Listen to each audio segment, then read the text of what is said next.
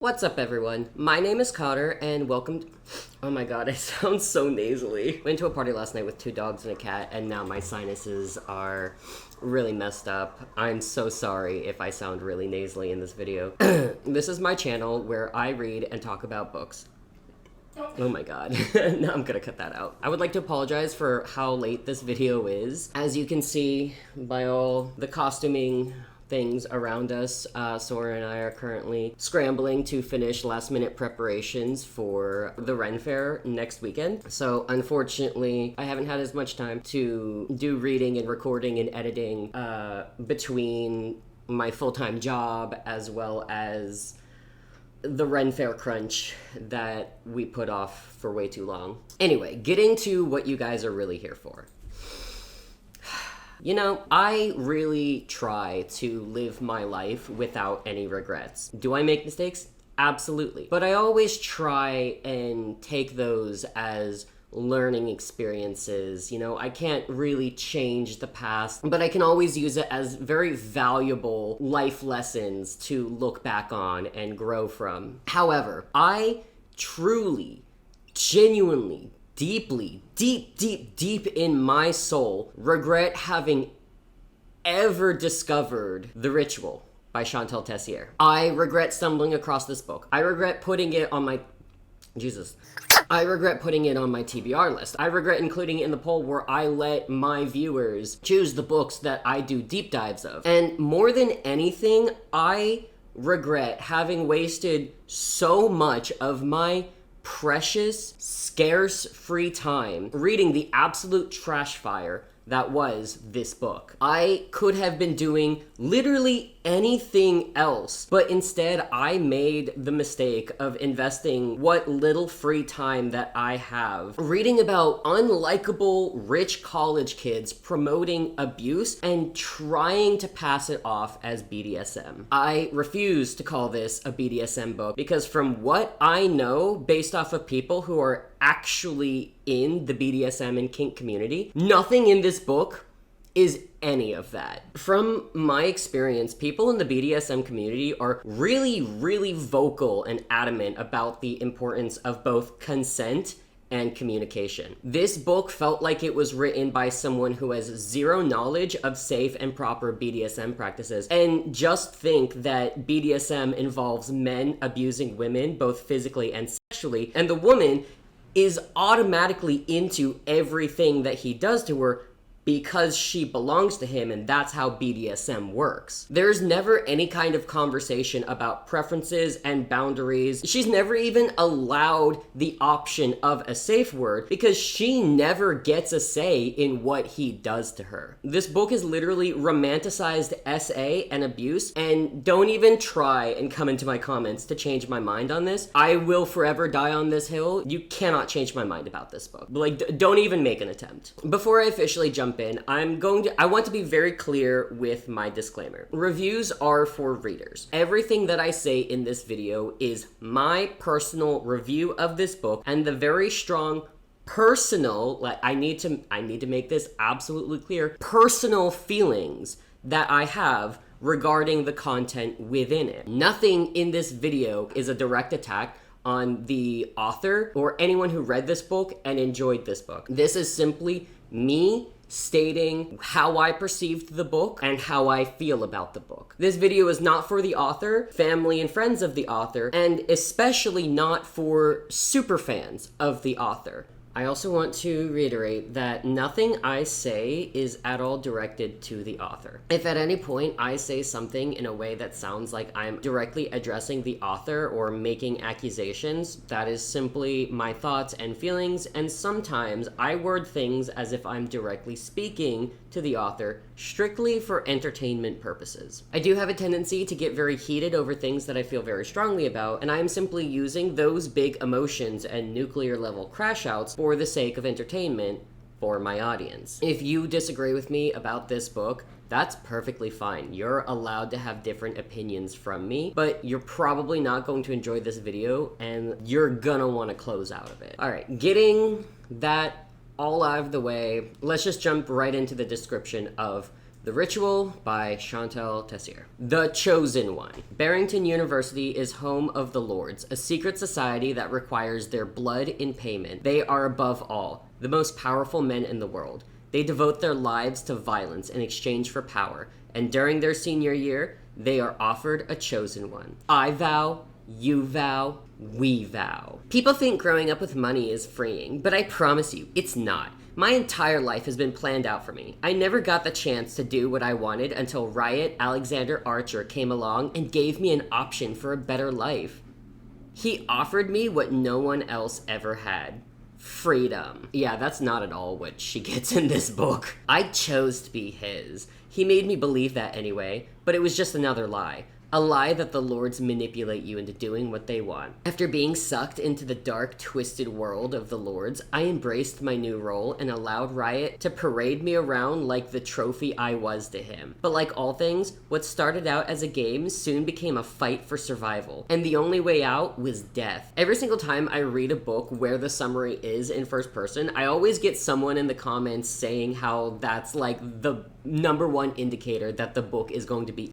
And it's not something that I ever thought about before starting this channel, but now that other people have pointed it out, they're absolutely correct. I haven't read a single book that I thought was good where the summary was written in first person. Another big indicator for me personally that the book is going to be bad and I'm not going to enjoy it is when it includes a playlist in the beginning of the book. Now, as someone who makes character playlists for like D&D characters or for like the characters from my own stories that I write to kind of help me get in the groove and the mindset of the character, I really genuinely want to like the idea of including playlists in a book. However, I haven't had an instance where I didn't cringe the moment that I found out the author included a playlist with their story. I feel like that's just kind of like something that should be kept to fan fiction or whatever. I don't know. But it's especially bad in this book because randomly throughout the story, it mentions the songs from the playlist playing in the actual book. And this has zero bearing on the story. Like something will just be happening and out of nowhere, the narrative is like, and then song by artist started to play. And it was really weird, and in general,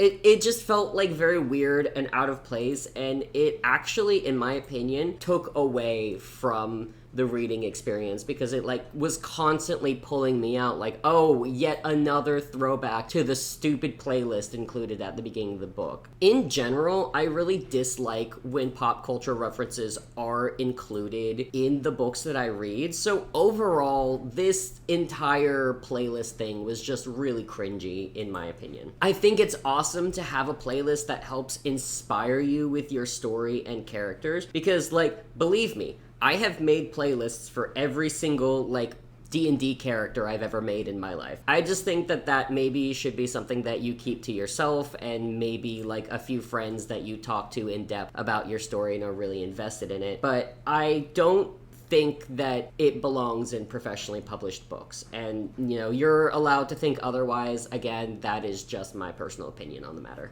Next, we're going to go over content warnings. And the trigger warnings include, but are not limited to, graphic violence, non/dubcon, branding, forced sex fantasy, drug/alcohol use, masks. I mean, masks don't really, I think masks come up like maybe twice in the book, but also I don't know if that's considered a trigger.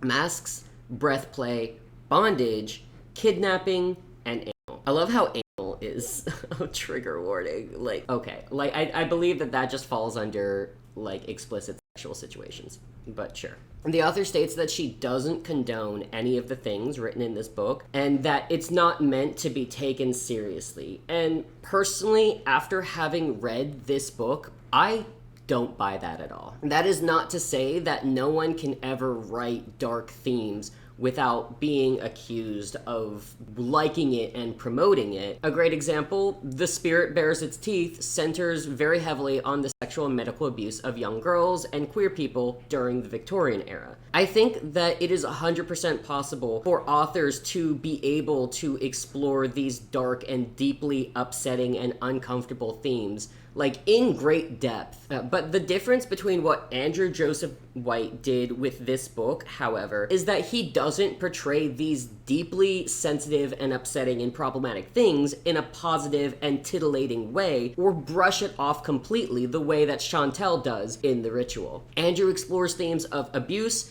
and manipulation and rape and forced pregnancy, while also making it very clear at every point that what is happening to the characters is bad. Like, this is a dark themed book. This is a horror book. The things that are dark in this story are still portrayed very clearly to the reader that these are terrible things happening and that they shouldn't be happening. And that is what makes it so dark and horror. The main male character in The Ritual does all of the exact things that I just listed, except his actions are not only justified, but romanticized. In her own words, nothing about this is to be taken seriously. It is strictly a work of fiction and for your smut pleasure. So the author admits that the very dark things she wrote in her book are specifically for sexual gratification. So to a certain degree, she does condone these things she's written in her book because she views these acts as sexually satisfying. I know that this subject is kind of a slippery slope. No, I don't think every author who writes dark stories actually agrees with these things, but when consuming controversial materials such as this,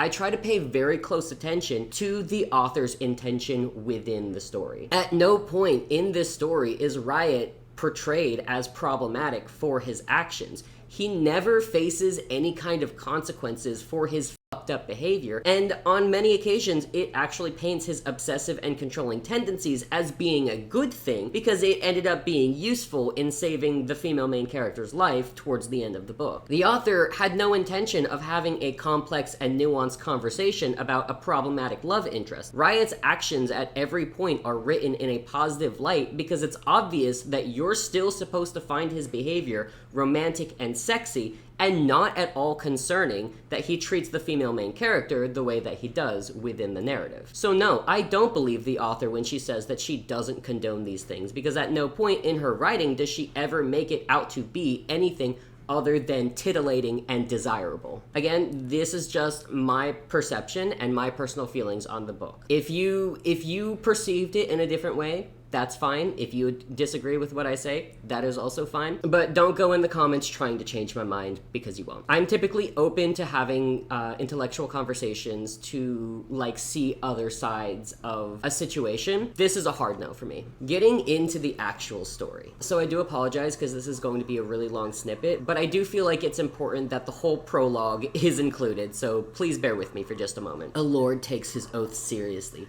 Only blood will solidify their commitment to serve those who demand their complete devotion. He is a leader, believes in order, knows when to rule, and is a deity. A lord must be initiated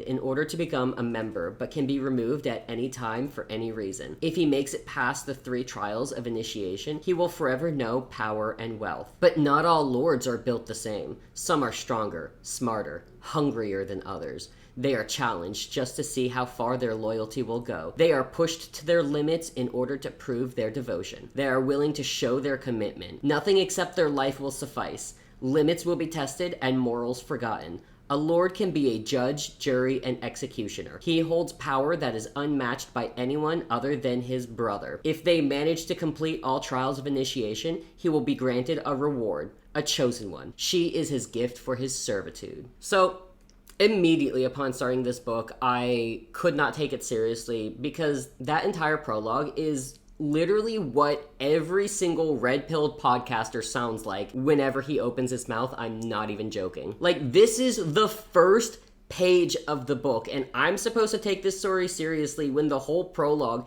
just sounds like every alpha male manosphere incel that has ever existed. Next thing you know, it's gonna start telling me about lord maxing. So the first few chapters are literally just year-long time jumps where the male lead, Riot, is going through college and doing these initiation trials. Also, who names their main character Riot? Is the author trying to be the next Colleen Hoover with these weird character naming conventions? I could probably excuse it if this was a romantasy. Like, I would still probably kind of make fun of it, but I feel like it would at least make more sense if this was a romantasy. But this is like a modern day college setting. Why are you naming your characters Riot? So freshman year, he's just made to torture and kill a traitor lord. Then we jump to sophomore year, and it's legitimately just a scene out of Fight Club. Like, have you ever met a red flag dude bro who says that Fight Club is his favorite movie, but clearly doesn't understand that the movie is satire? That is exactly what Riot's internal monologue feels like. Just think of any red-pilled, media-illiterate misogynist, and that's exactly who this character embodies. So, junior year, he's given an assignment to kill some guy while he's sleeping, and he's accompanied by a friend named Matt, who, during this mission, tries to grape the target's sleeping wife. They get into an argument while he's attempting to do this, and she wakes up and tries to run, and Matt pushes her, like, down a staircase or something, and she falls and dies. I want to point out that Riot isn't angry at Matt for attempting to assault this woman. He's angry because it gets in the way of the job. On top of that, it's part of the rules that initiates have to remain celibate until they become lords, but at no point does he express any kind of horror or disgust that Matt is trying to violate another person. He's just mad because Matt is breaking the rules and ruining the mission. He doesn't care that Matt wants to grape women. Like, that's not something that he ever really expresses any kind of, like, objection towards. So already, like, right off the bat, hate the main male character, just absolutely disgusting behavior. So we then officially begin in senior year. Riot gets his special little boy club brand, and he officially becomes a lord. So basically, lords are a bunch of like nepo babies who all get into this special syndicate, and when they pass all their trials and graduate, they get placed in some position of power based on where they're best suited. I'm surprised Riot wasn't placed in the dump, because that's honestly where he belongs. Genuinely, reading this book felt like I was reading some Alpha Chud's power fantasy. Riot's internal dialogue is exactly how every manosphere influencer views himself. Like, genuinely, it felt like he was about to dress up in some harness and record himself running for 2 minutes. So after being initiated into the Lords, Riot is called into a senior Lord's office. He pulls a picture out of the pocket of his Armani suit jacket and slides it across the black surface. Here's your first assignment. Picking it up, I look it over, but quickly lift my eyes to him once again. What about her? I ask, confused. She is to be yours. My gift. A chosen one. I imagine that this is also every red-pilled manosphere podcaster's greatest fantasy, is to just be gifted an unknowing and unwilling woman without putting in any work to actually be appealing to women the standard way. The author really thought that she was writing this sexy, dark romance, but this is literally just how I imagine every incel grognard's internal dialogue sounds like. So get this. The main female character's name is Blakely. White people naming conventions be like, what's next? Kinsey? Talon? Brindler? Calm down there, Colleen Hoover. Anyway, Blakely is just an absolute ditz. She can't read the room numbers for her classes and gets them all mixed up. She runs into people and falls down because she's just so weak and petite, and the men around her are so big and burly and intimidating. Watch where you're fucking going. I look up from the floor to see a man standing in front of me. Emerald eyes so dark they're almost frighteningly glare down at me. So I think this is supposed to say so dark they're almost frightening, or so dark they're almost black, and they're frighteningly glaring down at her. But I don't know what that's supposed to mean. So dark they're almost frighteningly glare down at me. Like that sentence makes no sense. If this book was edited, there's a lot of instances where I feel like the editor did not do a great job catching a lot of inconsistencies and poor sentence structure. Sorry, I mutter, pushing my glasses back on my nose. I was running too late this morning to take the time to screw with my contacts. They hate me. Oh, brother, this stinks! Anyway, Riot immediately starts looking her up and down like the absolute creep that he is. The hairs on the back of my neck rise while my nipples harden when his gaze lands between my legs. Everything in me tells me to run. Any other woman would. But I stay sprawled out on the floor like an idiot. The air gets thicker, making it hard to breathe, which just makes my tits bounce when I manage to suck in a deep breath. She's breasting boobily, you guys! This has to have been written by a man. I'm sorry, there's no other explanation. That is literally how male authors write female characters. Like, I cannot believe that Shantel unironically wrote this and thought that this was good. There are animals that roam these halls. If you're not careful, one will catch you. If a man ever said this to me, I would laugh directly in his face. Who talks like that? I cannot imagine a more unsexy thing that a man could ever say. This is a private school, not a zoo. So it turns out Blakely is dating Matt the Grapist. She just doesn't know he's a grapist. Supposedly, Matt and Riot are no longer friends after the incident, and she's aware of their little secret society boy club, but she doesn't know anything about it or the incident that led to them having their falling out. She gets to her class, and then she meets up with her best friend, and she's given this invitation to one of the Lord's parties. I pick it up and read over it. It's a black piece of paper with the ritual written across the top in white letters. Ooh, it's the title, ooh. I've never actually seen a flyer about it before with rules listed. I just thought it was a stupid rumor that some girls started to feel wanted. Some will do anything to get some dick. Great, so 26 pages in and we're already slut-shaming. As if Blakely wasn't already completely insufferable. So listen to this description of Blakely from Riot's point of view. Blakely is exactly what I expected her to be. Long dark hair and big baby blue eyes hidden behind her black-rimmed glasses. She looks so innocent with a Barbie doll face and sun-kissed skin. Great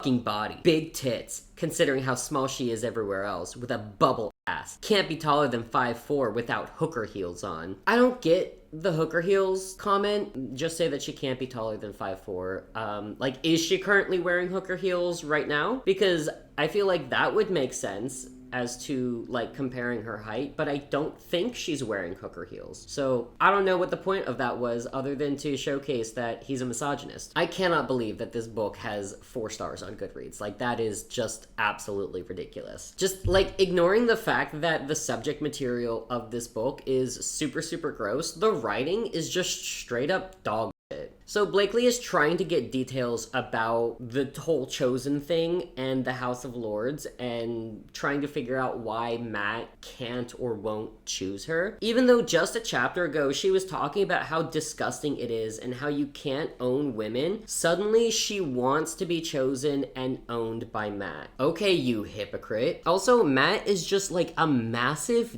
dick to Blakely. He's constantly keeping secrets from her and ordering her to, like, keep her mouth shut and stay away from the House of Lords. And overall, it sounds like not only does she hate this secret society of Nepo babies, but her secret society Nepo baby boyfriend treats her like absolute shit. And for a really long time, this book lets you believe that she's with Matt of her own accord, despite the fact that he treats her like crap, and she's always complaining about it, but also won't leave him. And it's not until a much, much later point in the book that it actually reveals that their relationship is an arranged marriage and against her choice. But also, this book is in first person, and the reveal of her and Matt being arranged married felt very similar to the ending of Metal Slinger. Like, you can't just leave out information like this when the story is happening in the main character's perspective. You're actively reading her thoughts, and she presents Matt as this guy who is just really neglectful and rude, and she obviously doesn't like him, but also never expresses why she can't leave him until a much later point in the book. So for a decent chunk of this story, she just looks like an idiot who's with a man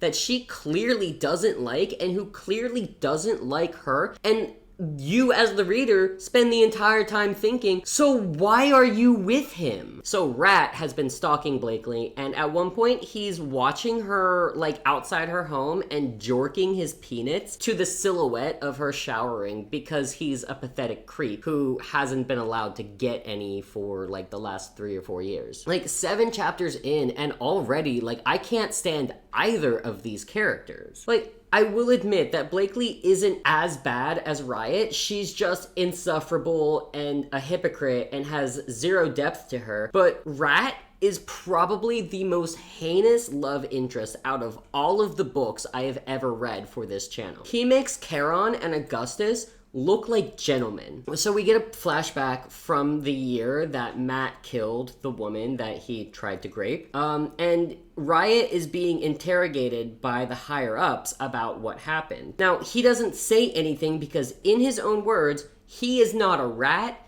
and Matt will be stripped of his title as a lord. And I fail to see how that would be a problem. Riot doesn't care that Matt is a grapist. Apparently, brotherhood and loyalty is more important to him than associating with people who just grape women indiscriminately. It also says that those who tattle and betray their fellow lords will also be stripped of their titles and killed. But by that logic, if a lord does end up breaking his oath, then other lords can't report that lord because they would be breaking their oath by telling other people about this guy who broke his oath. So how are traitors supposed to be found and gotten rid of if you're also considered a traitor for reporting other traitors? And this is just the first of many instances within this book where the Lord's rules are contradictory and nonsensical. I genuinely don't think the author even knew the rules of this society that she created, because there's so many times that this story contradicts itself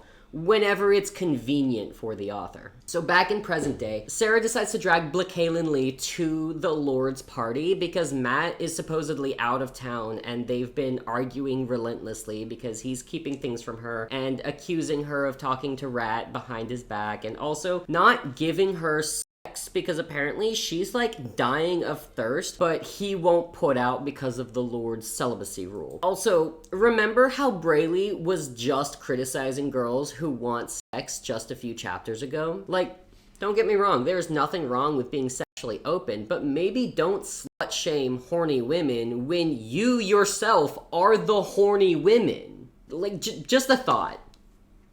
So this next part is actually insane. The marble floors, expensive decor, and artifacts make my mouth fall open. Now, I've grown up around money. My father owns a multi-billion-dollar business. So when Baklava is first introduced, she is actively criticizing Nepo baby rich kids, which it makes her sound like she didn't grow up around the ultra-wealthy and resents the ultra-wealthy because that's not, like, because she wasn't born into that. Except she then reveals that her father is a billionaire. Do you know how many billionaires are in the United States? Google says less than 1,000. So you cannot convince me that Blanket is the daughter of one of the richest men in the entire country and somehow walks into this party and acts like she's never seen anything so extravagant. Also, the fact that both Birkenstock and Riot are filthy fucking rich immediately makes me lose any kind of interest in their story and their characters. Objectively, I get billionaire romances to some degree because women often have this fantasy of meeting a rich man and having him fall in love with them and taking care of them so that they never have to struggle or work again in this oppressive capitalist society. But this book is literally just 2 completely insufferable trust fund babies doing morally questionable and illegal things, and I'm supposed to be invested in them? Listen, if I wanted to read about rich people being stupid and problematic, I'd just pull up literally any news article about the ultra wealthy. So Brooke ends up running into Matt, who's supposed to be out of town, and she sees him with another girl on his arm.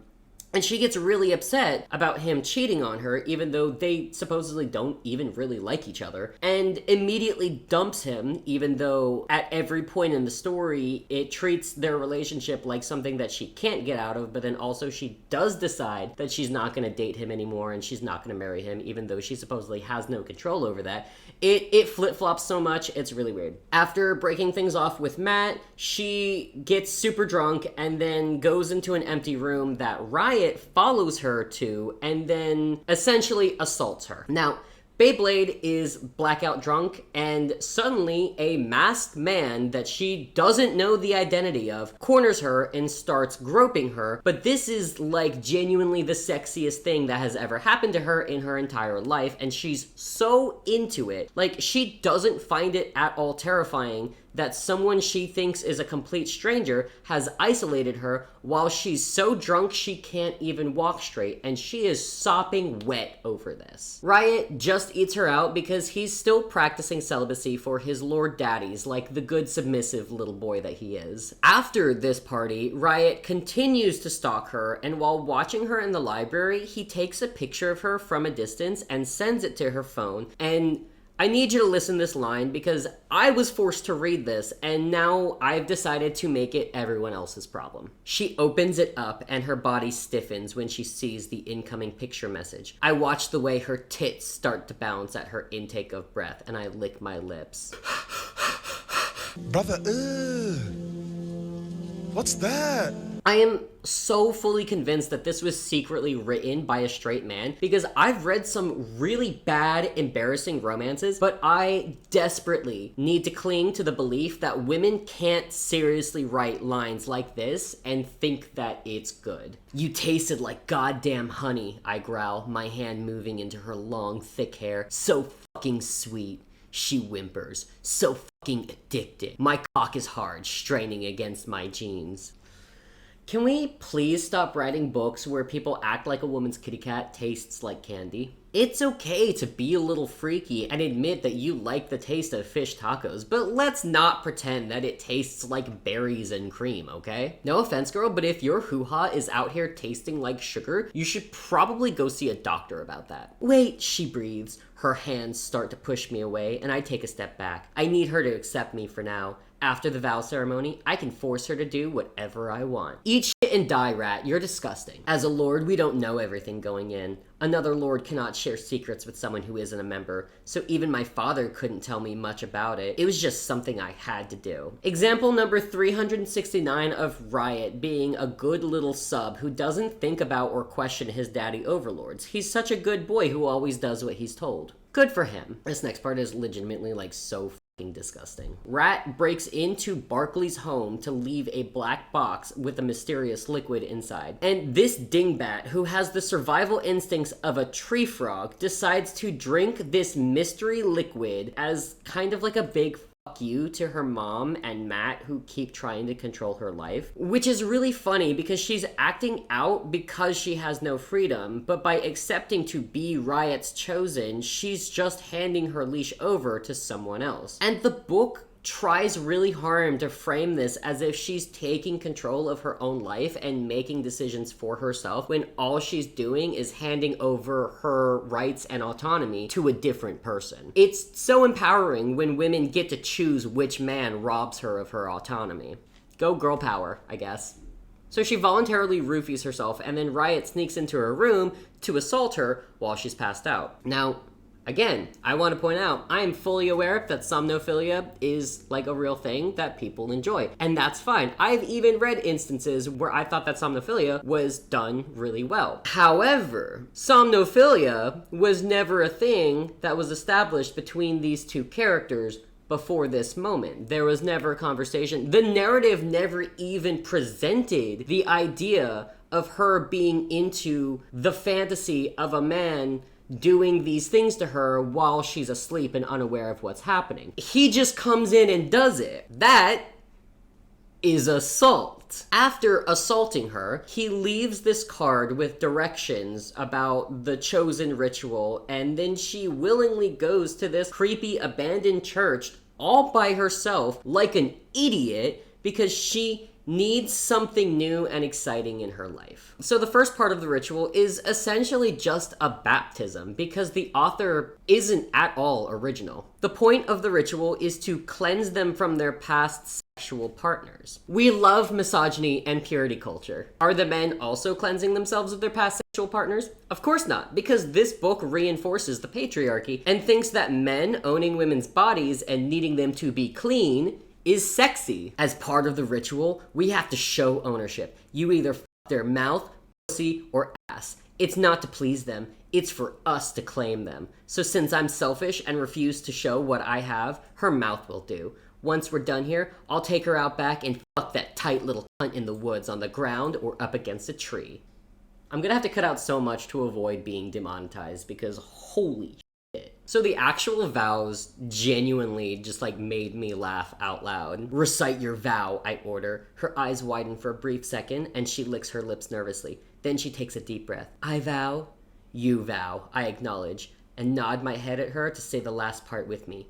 We vow, we say in unison. I scream, you scream, we all scream because the author was so unoriginal that she couldn't even be asked to come up with actual vows for her weird grape cult. Reaching down, I undo my jeans and remove my cock. It's been hard this entire time. Her arms and wrists hurt. She should be a man. Sometimes you get so hard, it's excruciating. It can bring you to your knees if you're not careful. Now, I know this man did not just try to say that blue balls is more painful than being physically abused. I didn't get off when he fucked me, but I have a feeling that was the point. It was a show of ownership, even if no one was watching. His eyes go to my neck. Whose good girl are you? Yours, I answer softly. Mine, he agrees. Remember at the beginning of the book when Blake Lively specifically said, you can't own women?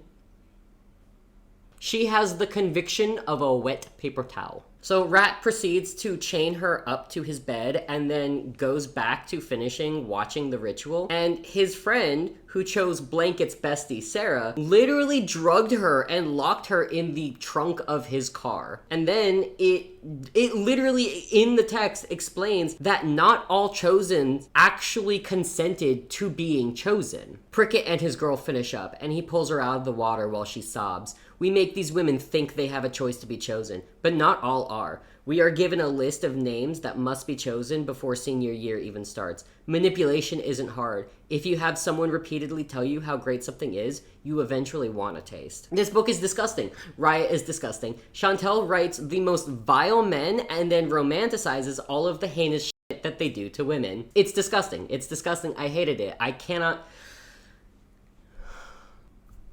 Women, why? Straight women, I have a question. I truly, deeply want to understand why you think that reading this stuff is sexy and cool and fun. Stop it.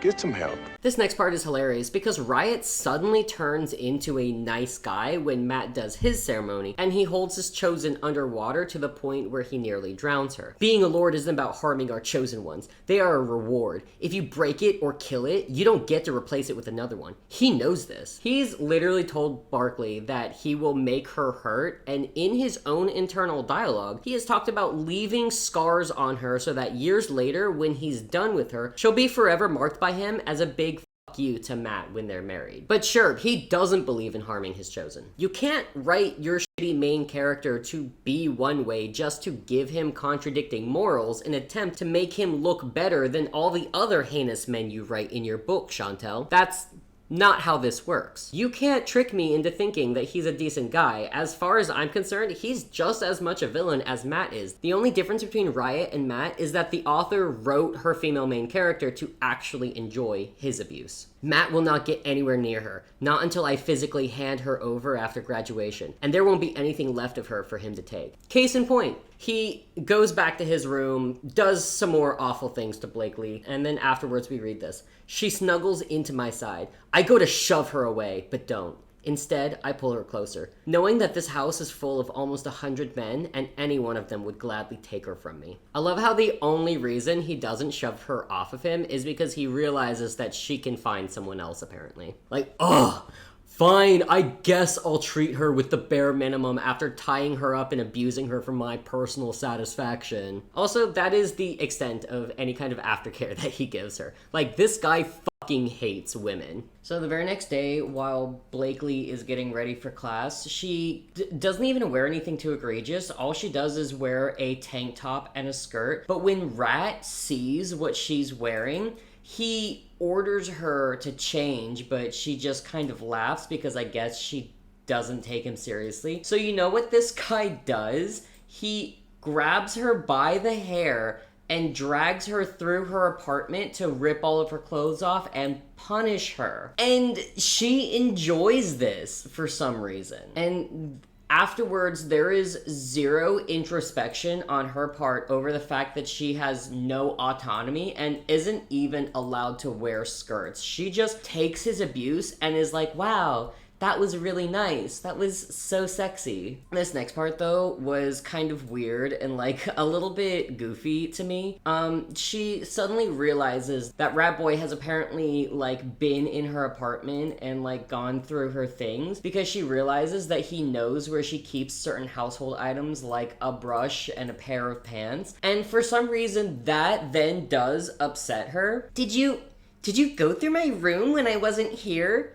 Did she just casually forget about the time that he broke into her apartment after she, like, voluntarily roofied herself? Like, this is not his first time being in her home, and she knows this. So I don't know why she's suddenly acting like he has never been in her living space and doesn't know where any of her stuff is. Also, now, I'm no expert, but usually, clothing is typically found in, like, a dresser or, like, some kind of clothing drawer.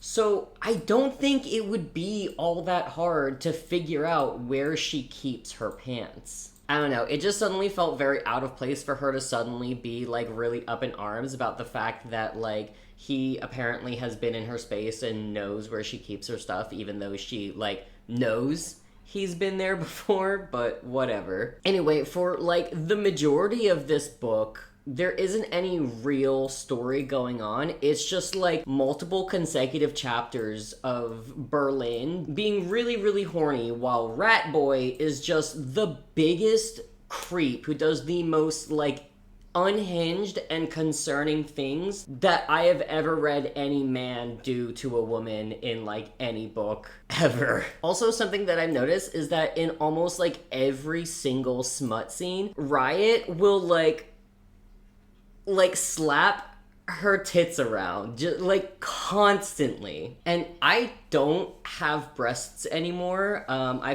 paid a pretty penny to have mine surgically removed, but every single time that it happened, I just would start cringing from phantom pain because I don't know, something about reading about a man just, like, repeatedly slapping another person's boobs is just, like, it was so uncomfortable. I feel like there's a lot of things wrong with this author, but I gotta say that the boob slapping kink has gotta be really, really high up on that list.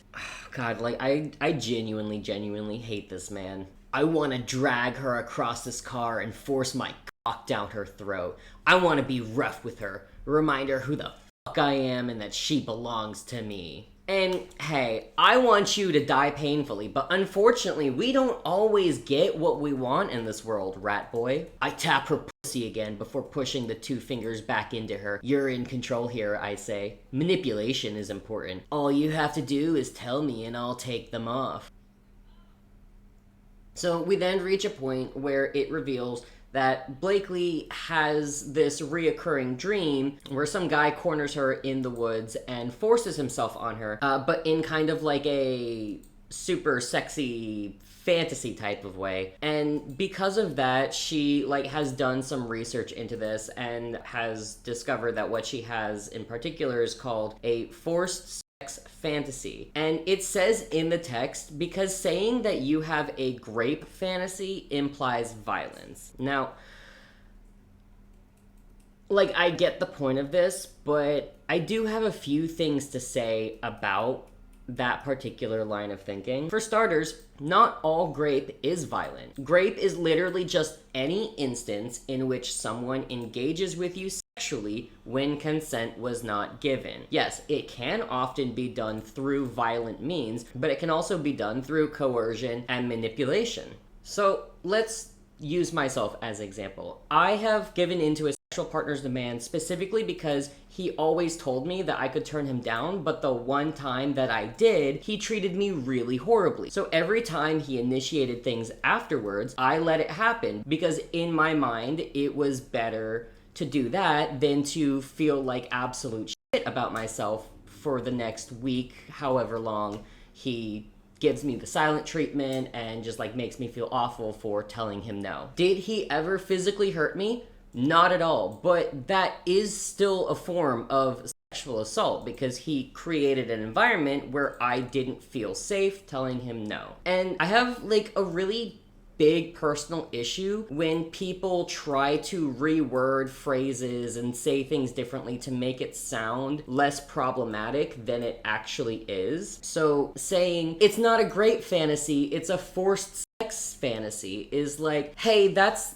literally the exact same thing. Like, those words all mean the exact same. Just because you try to spin your phrasing a different way doesn't change the definition of those words. Also, no offense, but forced sex sounds just as violent as grape. So trying to say that forced sex fantasy sounds less violent than a grape fantasy, no, those both sound equally as violent. Like, forced sex, by definition, is grape. Like, I know that there is the existence of consensual non-consent, and that would fall under that. Like, if you're gonna do all this, I feel like you should just say, yeah, I have a non-con kink, like, but it's, the whole thing with consensual non-consent is, it's consensual. Like, it's play. You are role-playing non-consensual sexual activities. And I do want to make it very, very clear that I don't have an issue with the fact that the character in this book has a non-con kink. I have read books where characters have had non-con kinks, and I think that they were done really, really well, and I actually really enjoyed it. What I take issue with is the fact that up to this point, we're at 30% into this book when it is officially revealed that Blakely has this non-con fantasy. Up until that point, there has been zero indication around the fact that Blakely does have this fantasy, and it is not until she has this dream and then explicitly states it that you, the reader, as well as Riot, know that this is a thing that she has. So, kind of like I said earlier in the video, clear communication between both parties is sort of the baseline foundation for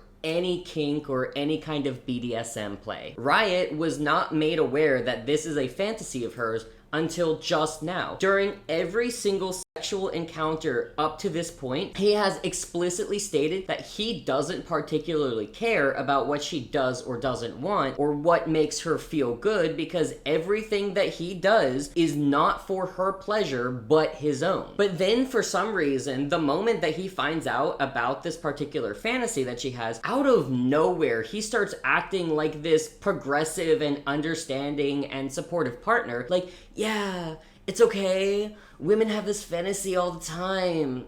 There's nothing wrong with that. Of course, he's going to say that because it serves his self-interest. He was gonna do all of that regardless of whether or not she had this fetish. In fact, he was doing all of this without the knowledge of her having this fetish. Like, he doesn't care whether or not she has this fetish because he's gonna do it anyway. Also, I want to state, just because someone has a non-con kink doesn't mean that there aren't parameters around what acts of non-consent they are and are not okay with. Like, just because someone likes the idea of a person holding them down and forcing sex onto them doesn't mean that they're okay with that same person sneaking into their home, violating them in their sleep, installing surveillance cameras all around their apartment, and going through their personal belongings when they're passed out. Like, sorry, you still have to have a conversation about what they are and are not okay with. And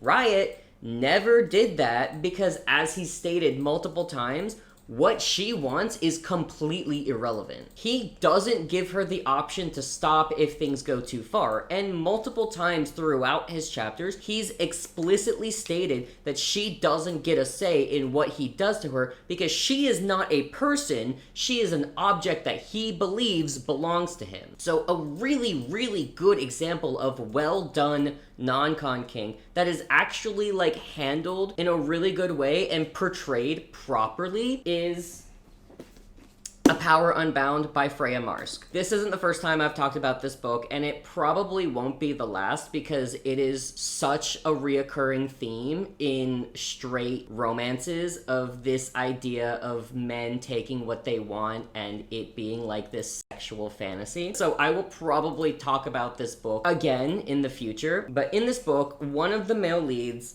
Alan, has a very similar fantasy to what Blakely has in this book. So I just want to read a couple of passages just to compare how Freya Marsk handles themes of consensual non-consent versus how Shantel handles it in The Ritual. Yes, I've tried once or twice to go looking for more, but not many men of your sort recognize the line between real and play, and it's just my luck that the appeal is right on that line. So you have the main character addressing exactly why it's so dangerous looking for partners that will engage in CNC activities with you because of the fact that not a lot of people understand that this is play, this is simply a sexual fantasy, and there are a lot of parameters around that, and it's not just an excuse to take advantage of your partner and abuse them physically and sexually. And then they have a very clear conversation about when no means no and no means continue. If I tell his lordship to stop, he can ignore me as he pleases.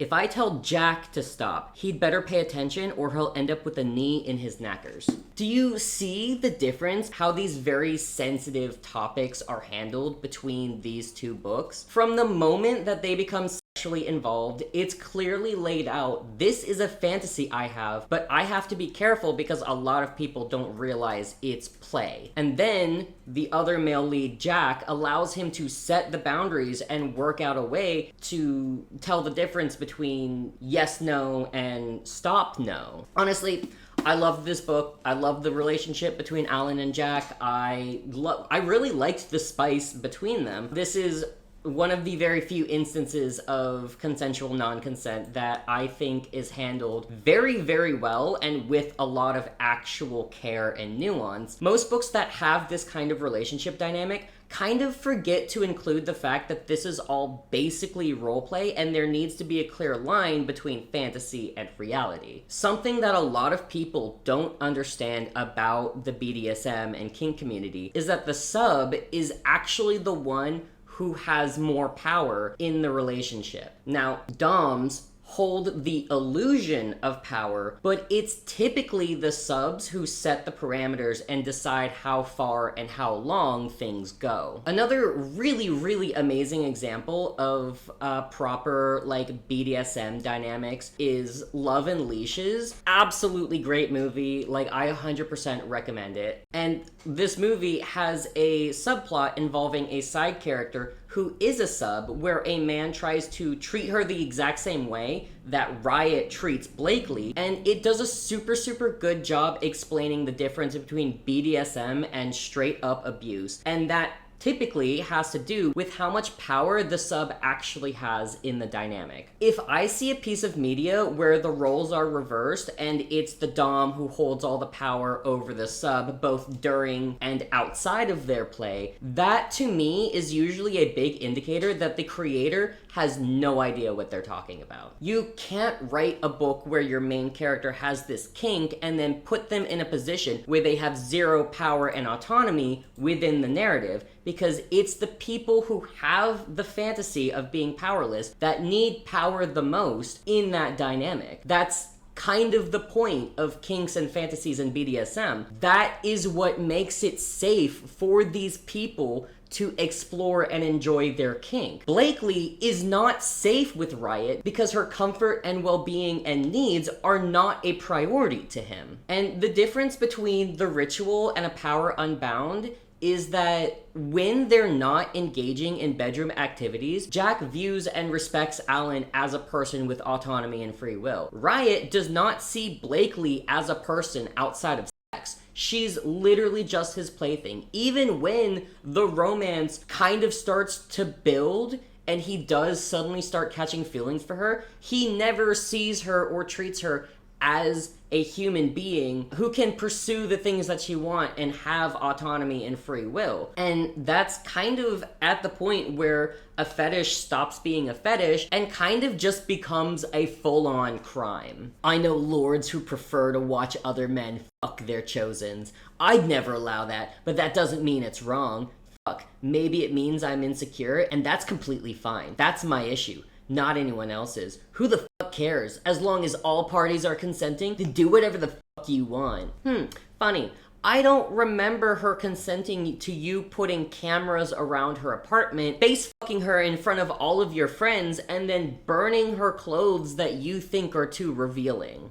So, what's that about all consenting parties? 'Cause yeah, like nowhere at any point in the narrative did she consent to any of that stuff because she doesn't know what she's getting into, and he just kind of makes her do all of it anyway. And of course she enjoys this because the author wrote her to enjoy that, even though when reading through it, it feels like it doesn't make sense to the narrative. It's just because I said so. Literally out of nowhere, Riot begins to act like he's this paragon of consent, even though he has stated multiple times that he doesn't care about what she wants and that she belongs to him and only his satisfaction matters. But then she tells him about this fantasy and he's like, yeah, tell me what you want and don't want and I'll totally respect your autonomy and free will. Spoiler alert, he doesn't. The switch up is actually genuinely so jarring. It almost felt like the author got 150 pages into her book before realizing that she actually made him way too grapey and suddenly needed to throw this all in to obscure the fact that the love interest we're supposed to be rooting for is essentially violating every single human right in existence every single time they have sex. There's also like zero organic buildup to this sudden change of heart that he has. One chapter he's talking about how he plans to use Blakely until he's tired of her, specifically to get back at Matt, and the next he's suddenly reaffirming her and giving her aftercare, even though before this point he never bothered with soothing her after subjecting her to extremely brutal sex, and at an earlier point literally complained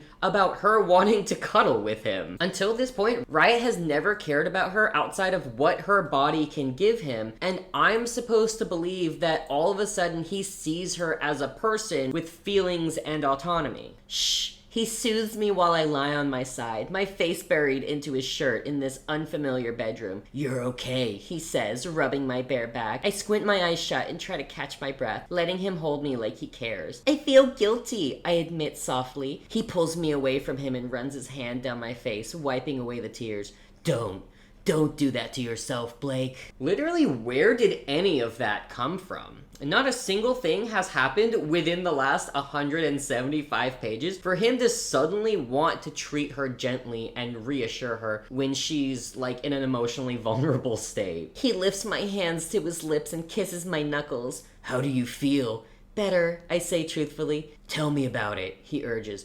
Is there anything you don't like about it? Literally, at what point did he become concerned with accommodating her? I'm sorry, Shantel, you can't just write a guy who acts like an Andrew Tate groupie just to turn around and do this. This is bad writing. Like, where did this shift come from? Nothing substantial has happened to suddenly turn his behavior around. Almost 200 pages in and like 10 scenes later, we finally get back on track with the plot. So someone pretty high up on the Lord's ladder had a hit put out on him, and after an attempt was made on his life, Riot is paired up with Matt to go on a mission. Now, remember how good Riot was suddenly treating Blackhead? Well, he immediately switches up on her again the moment she starts doing very simple things like, I don't know, asking him what's going on when he suddenly starts acting irrationally. Because this guy hates when women want basic bare minimum communication. He decides that the way he's going to avoid her questioning is by roofieing her so that he can dip as soon as she passes out. I know that all straight romances are kind of required by law to make their male leads avoidant, but drugging a woman to get out of being questioned when you start acting suspiciously and going around behind her back is crazy work. Like, there's emotionally avoidant attachment style, and then there's riot. So the guy who had a hit put out on him shows up, and this part is particularly heinous. He gives Riot a picture of his attempted murderer and their target. The guy has jet black hair, pale skin, and a face tattoo of a fucking Chinese star on his cheek. I just want to state that I didn't know anything about the author before this point. Like, I hadn't looked up anything about Shantel Tessier. Like, she could have been literally anyone. But the moment I read this part, I was immediately like, clearly she's white. Because only a white person would have the audacity of writing what I assume is an Asian character in her book, having a tattoo of an Asian weapon on their face. Also, I just want to point out that Chinese throwing stars aren't a real thing, because they're actually called shuriken, and they're from fucking Japan. This is what Wikipedia has to say about Chinese throwing stars. In North American English, star-shaped shuriken have sometimes been referred to as Chinese stars or Chinese throwing stars. The terms are misnomers because shuriken are Japanese concealed weapons, not Chinese weapons. Congrats, Shantel. Now all of China knows you're ignorant. Anyway, this guy ended up killing the Lord's son instead of the Lord, which was his original target, and then he was caught and sent to prison. So Riot and Matt are booked under false names and crimes so that they can get to this guy and take him out from inside the prison. And what's hilarious about this is that we don't actually see any of this happen. Like, Matt and Riot get to prison and they're put in their cell, and then Matt says something to piss Riot off, and then he beats the crap out of Matt and then gets sent to solitary confinement. And then we immediately cut to Blakely's POV and Riot has returned. Okay, what happened in prison? Like, I genuinely thought that we were going to get some actual story related stuff. But no, we can't spend too much time on that because it's been like 2 whole chapters since Rat and Balloon have smashed. So we need to get to that stat. Forget the ambiguous Asian man with the tattoo of improperly named Japanese weapons on his face. That is genuinely such a major pet peeve that I have that I really only ever see in romance, is when the authors set up things like this as if they're like important and kind of like, you know, throw a little bit of action in there, a little bit of intrigue, as if they're important story beats, and then do absolutely nothing with it because it all happens off page. It's really funny because the entire week that Riot is gone, Bentley is angry because he never told her what he had to do and then ghosted her for a week. But as soon as he comes back, they bang, and she completely forgets about how pissed off she is at him. Apparently, she wasn't actually all that upset about the fact that he's keeping secrets from her. Because every single straight romance has to follow a very specific formula, Ballet suddenly gets really jealous out of nowhere, because despite Riot spending every waking moment breathing down her neck, on the very rare occasion that he's called away for Lord or family business, she's like, ugh, he's probably off fucking some other girl. Mind you, when he showed up after the prison mission, he was like beaten half to death. He was severely injured. How is that at all connected with him sleeping with other women? It doesn't, because the author has to find some way to manufacture drama to check off specific tropes. Because how else is the female main character going to realize that she has feelings for her love interest if she's not outrageously jealous over a completely baseless suspicion of infidelity that she pulled out of thin air? I really love how that's what she chose to get hung up on, and not the fact that this guy she's been sleeping with was beaten so badly to the point where he collapsed from his injuries, and she's not worried about the fact that she's potentially involved with someone who is participating in crime or other dangerous situations. No, it's the concern that he's off sleeping with other women.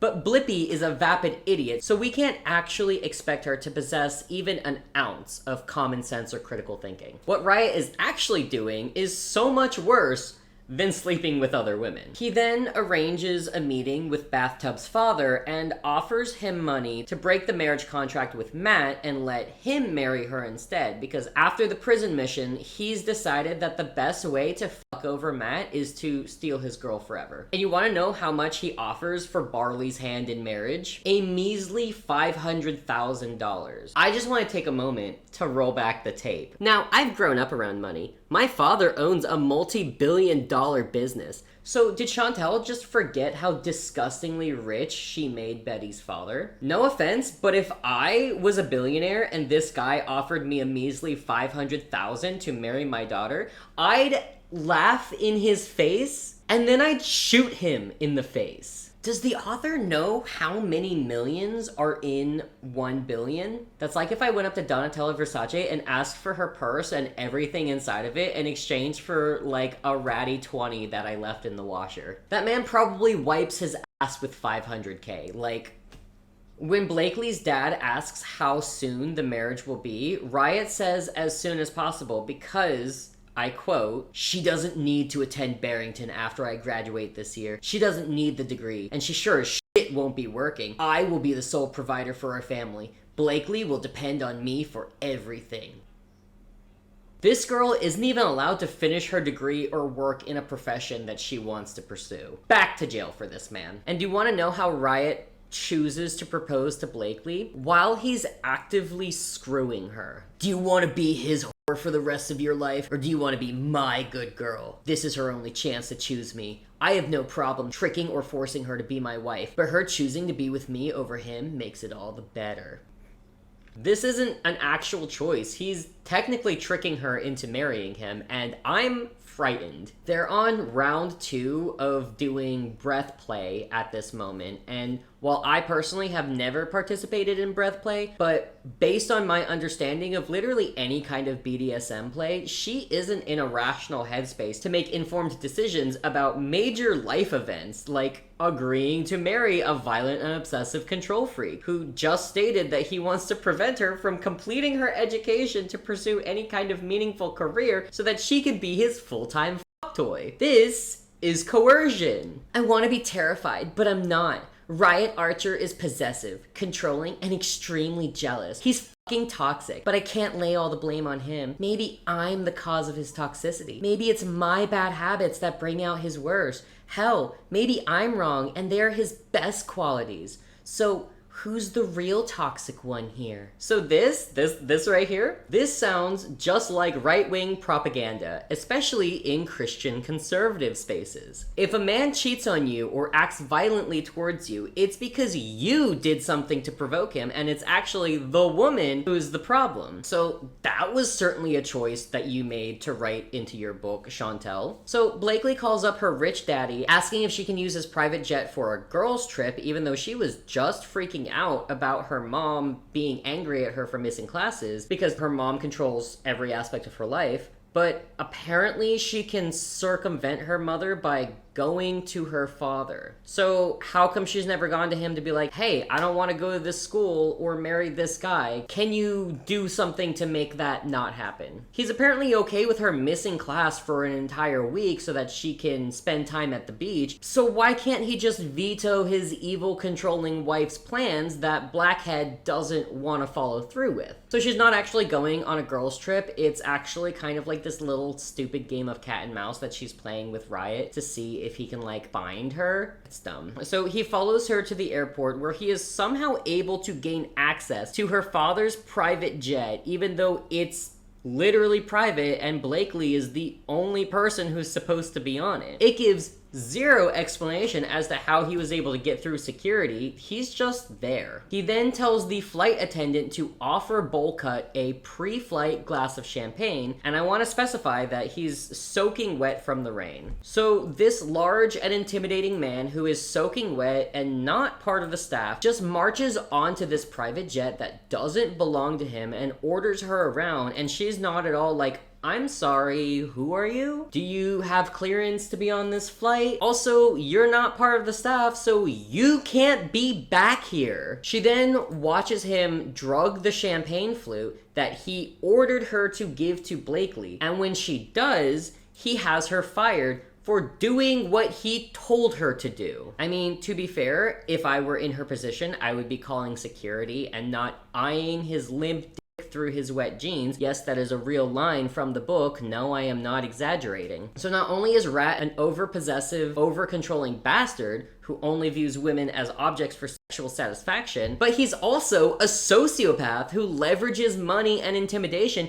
to manufacture scenarios that put lower-class working women in legally and morally questionable positions for the express purpose of testing them and then firing them for following through with his orders. I'm willing to bet money that had she refused him, he would have gotten physically violent with her because he has done that to other women who have pissed him off at earlier points in this book. So really, it's a lose-lose situation for this random nameless woman, but it's okay that she lost her job and livelihood because she was a slut who was making eyes at him just like every other woman in this book. Because Shantel writes female characters the same way straight men think women act. Every single woman in this book is portrayed as a mindless dog in heat 24/7. This book claims to center female empowerment, but it's written like a Playboy bunny fantasy. Every woman is tiny but with a huge ass and fat rack, obsessed with but only wants to engage in the kind of violent and degrading acts subjected to them by toxic hypermasculine men. I thought this was supposed to be a female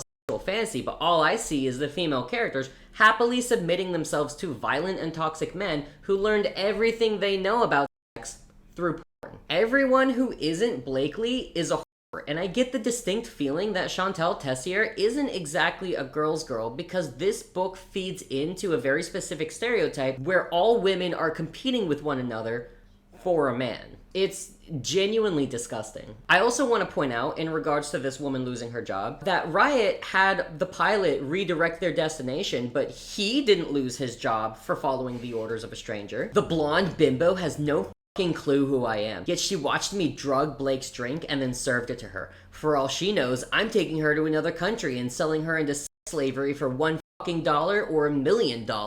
Okay, but how does the pilot also not know that that's not what you plan to do? Again, you're a stranger who just came onto this aircraft and started ordering people around and changing the flight plan, but the pilot doesn't lose his job. The pilot's fine. The only reasonable explanation that I can think of that the flight attendant would get fired for following the orders of a complete stranger who's not even supposed to be on this plane and not the pilot is because of misogyny. Plain and simple. The women in this book are punished for doing the exact same things that the men are excused for. I think Shantel just hates women. Please excuse all of the sewing materials and other craft related things that might be on camera.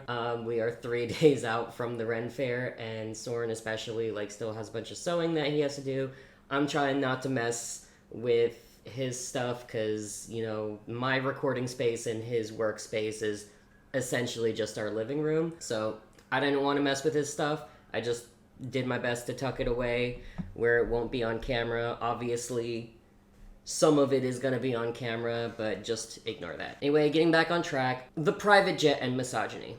So this next part is actually probably the thing that I hated the most about this book. I hated everything about this book, but I want to say that this was the part that, in my opinion, was the most egregious thing in this entire story. Riot confronts Blakely, and then she immediately passes out because she drank the roofied champagne. I begin to stroke my hard cock while my free hand goes to her ass. I rub my thumb over her puckered hole before gently pushing it into her. I groan at how tight it is, how fucking good it's gonna feel when I take it from her later. So, rewind back to when Riot was suddenly telling Blakely to tell him what her boundaries are and what she does and doesn't want and saying that he'll respect that. The only thing that she told him was no butt stuff. That is the one thing. She said that he was okay to do literally anything else, but she didn't want any kind of butt stuff because she wasn't ready for that. And to no one's surprise, the moment that Rat has her roofied and unable to resist him, he immediately breaks that boundary that she laid out, that he asked for. This is, by definition, grape. This is SA. Like, even if you're participating in sexual activities with a partner that you consented to, the moment that partner crosses a boundary and does something that you told them you didn't want, that officially makes it SA. Like, that is a form of SA. You crossed that boundary and did something that they told you they didn't want. That's rape. And do you want to know how he justifies breaking that boundary that he had her set? Because like I mentioned earlier with this like game of cat and mouse, this what they're doing now is kind of an elaborate chase kink where if Riot catches her, he gets to do whatever he wants to her. And for him, he's decided that he wants to do the one thing she told him she wasn't ready for. So essentially, while she's passed out, he sticks a butt plug up there, and when she wakes up, this is what he says: "I'm going to fuck your ass, Blake. It's time I get what's mine." And this is how he coerces her into removing the one single boundary that she put in place. "Have I done anything to you that you haven't enjoyed? Contrary to what you believe, I don't want to hurt you, Blake. I had to stretch that tight ass in order to get it ready for my fuck." This is manipulation and coercion, which is a form of rape. "I trust you," I managed to whisper. "That's my good girl." Okay, except she can't trust him. He doesn't respect it when she tells him what she is and isn't okay with. It doesn't matter that she does end up liking it at the end. Of course she ends up liking it. The author wrote it that way. But that's beside the point.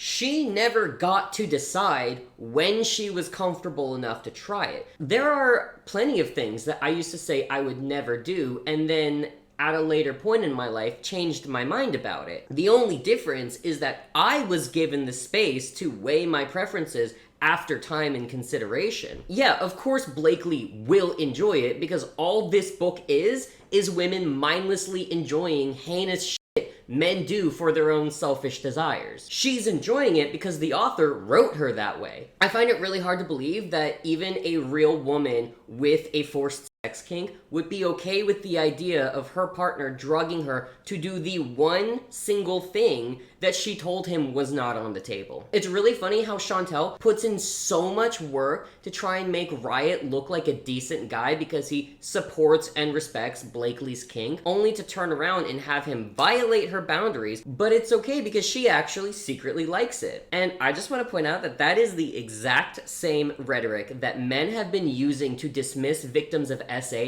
for decades. And here we have the author, a woman, perpetuating that dangerous and disgusting rhetoric that abusive men have been fabricating for years. Listen, just because Riot properly preps her and talks her through her first time taking it up the butt doesn't mean that it's not assault, because she didn't want it and wasn't ready for it and had no choice but to agree to it, because he's shown that he's going to do what he wants to her regardless if he has to coerce her or drug her to do it over and over and over again. He asked her for her boundary and she gave it, and then he ignored it. Like, I don't care how the author tries to justify this in her writing, like, this is assault, and at no point is it ever portrayed as anything but, like, cool and sexy and desirable, and not what it actually is. Because this, what he did right here, that is not, that doesn't fall under the forced sex kink, because that stopped being a kink when he disregarded the one thing that she said was off the table. And the author didn't even make an attempt to try and handle this in, like, a respectful or sensitive way. So afterwards, Barley and Rat have a rushed courthouse wedding, and then their marriage is announced to the House of Lords. At this party, Matt corners her in the bathroom and not only tells her about how Riot offered her father money for her hand in marriage, but also how he installed an app in her phone that allows him to track her, as well as monitor and filter calls and texts, because there were points earlier in the book where it kind of like references to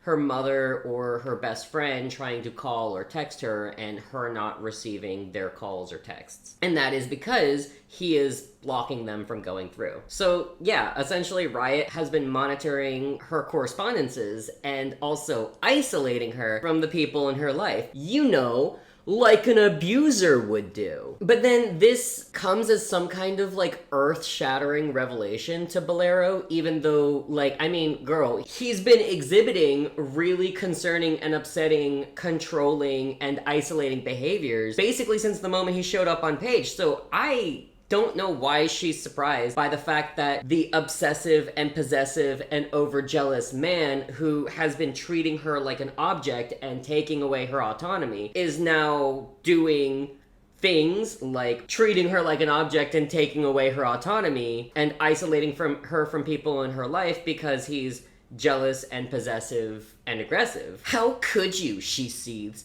You know, I never expected you to love me, but I was dumb enough to think that you at least respected me. At what point in this book has he ever respected you? He burns your clothes that he deems too slutty to wear out in public, drugs you on a weekly basis, and he couldn't even adhere to the one boundary that you made on butt stuff. Is the respect in the room with us? Like, where did she ever get the idea that that was anywhere in the realm of possibility? Of course he's never respected you. He's made that clear multiple times. After finding all this out, Blakely runs away, and now Rat is looking for her because, again, she's not a person, but a thing that he owns. When I find her, and I will, it's going to take everything in me not to fucking kill her. That's how angry I am.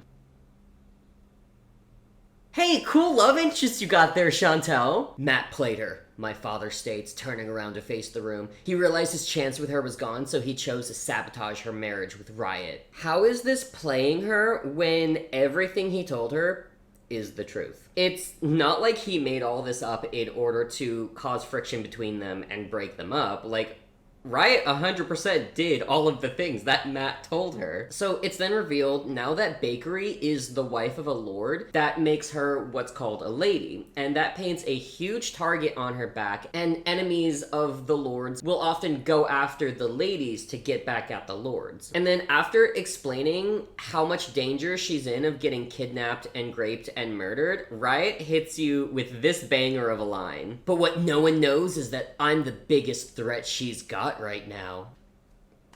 Cool. So it turns out that Riot poses more of a threat to Blakely's life than a rapist murderer. I want you guys to let that sink in for a little bit. Why are we rooting for this guy again? Like, I have not been able to find a single likable, redeemable quality in this character. And so many, allegedly, so many women enjoyed this book. A bunch of women liked this guy. Shantel clearly likes this guy because she loves writing him be absolutely heinous. So this next part I found pretty hilarious is because we time jump 3 weeks into the future, and Barbie is working as a server at a seedy little dive bar. I just want to remind you that she is the daughter of a billionaire who has never worked a day in her life. Funny story, I once worked a food service job where one of my coworkers was also from a rich family, and at the age of 25, it took her like 3 weeks alone just to learn how to sweep properly, because that was the first time she'd ever held a broom in her life. Like, she was actually one of the most incompetent people I have ever worked with in my life. And of course, this wasn't her fault, but she is a great example as to how unrealistic this is, that after growing up rich and pampered and never working a day in her life, Blakely can just easily adjust to food service in such a short amount of time. I want to state that I've worked a bunch of different jobs in like different, fields. Food service is genuinely one of the hardest jobs. I would rather die than ever go back to food service. Like, it's hard. It's not great. It's not easy. Anyone who ever has worked food service can attest to this. I don't believe for a second that Blakely, in 3 weeks, has managed to land this food service job and then actually adjusted to it in this short amount of time. Like, she just immediately knows how to do the work and doesn't struggle with it at all. Try again, Shantel. So Riot does manage to track her down.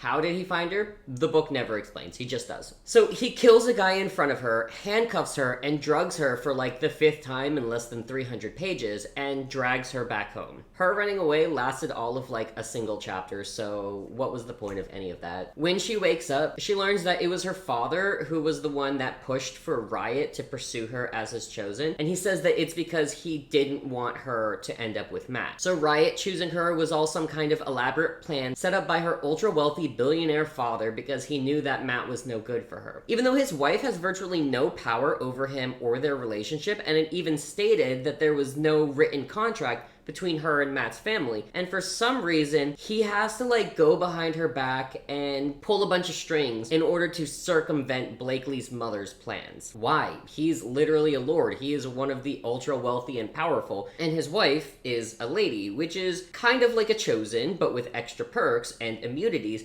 but still a lord's property. Like, I want to make it very clear, like, ladies are considered important, but they are still considered belonging to the lords. So why is Blakely's mother the one calling all the shots regarding her daughter's marriage when there's no legal contract between the two families, and this guy presumably has all of the power within this marriage? It makes no sense. He shouldn't have to be looking for loopholes. As we've established in this book 100,000 million times, lords hold complete power over their relationships. So why does he have to scheme around behind his wife's back to secure his daughter a better match? Like, the author clearly doesn't even know how the power works within her own elite secret society, because she's made it clear at every turn that the women in this book have zero power over the men in this book, but all of a sudden Blakely's father can't put his foot down and tell his wife that he doesn't approve of this marriage. Blakely is then told that because she's married to Riot, she needs to be initiated as a lady, which apparently means that she needs to kill someone or she will be killed instead.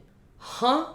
So let me get this straight. Only men are allowed to join the lords, and when they're initiated, they're made to take an oath of silence where they can't tell anyone a single thing about the society and what goes on within it. And then when they graduate and become a lord, they're expected to get married to a woman who, by their own rules, isn't allowed to be given the specifics about what she's marrying into. And then she's forced to murder someone without any kind of preparation regarding what she's about to do? Like, if that is the case, why isn't there a subsect within this secret society for the women who are arranged, because like all the marriages in this book are arranged, for the women who are arranged to be married to lords and become ladies, where they are prepared for this role ahead of time like the lords are? Like, Riot had at least some idea of what he was getting into when he joined because his father is a lord, so he was allowed to like reveal some information to him ahead of time. The ladies are apparently supposed to fulfill a very specific role and need to prove themselves capable enough to kill someone. So why would you actively choose a random civilian who knows nothing about your secret society and what is expected of her and is wildly unprepared to step into this role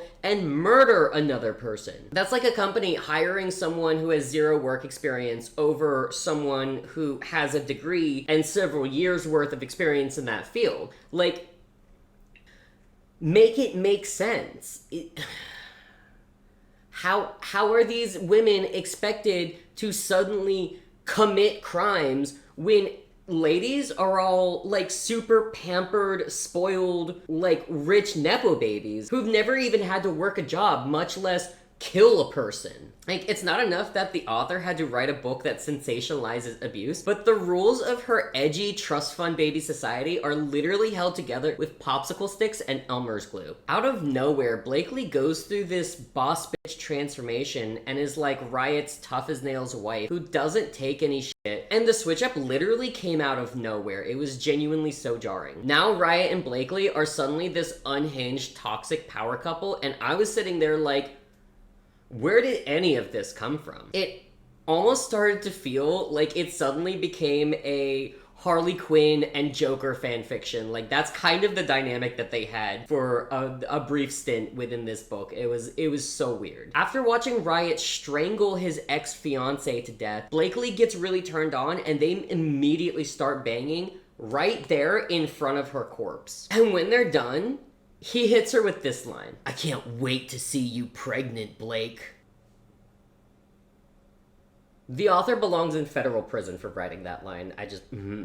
Anyway, this next part didn't make any sense to me because if you remember at the very beginning of the book, Riot killed a lord for betraying the other lords. But then, just now, Blakely and Riot have uncovered this plot where Matt sent Riot's ex-fiancé to his place to try and kill Blakely. And they literally get a confession from her and have hard proof that Matt set all of this up in order to get Blakely killed. But instead of taking her to the other lords to testify against Matt and have him removed from the House of Lords for not only betraying another lord, but also trying to have his lady murdered, Shantel decided that she would rather write a graphic scene of Riot killing this woman. Because that's literally all that this book is extreme violence against women. And then afterwards, after like brutally strangling this woman to death, they're like, damn, Matt is scheming and we have to figure out how we're gonna handle that. Well, I don't know, maybe if you hadn't murdered the witness that you could have used to expose Matt, you wouldn't be in this situation.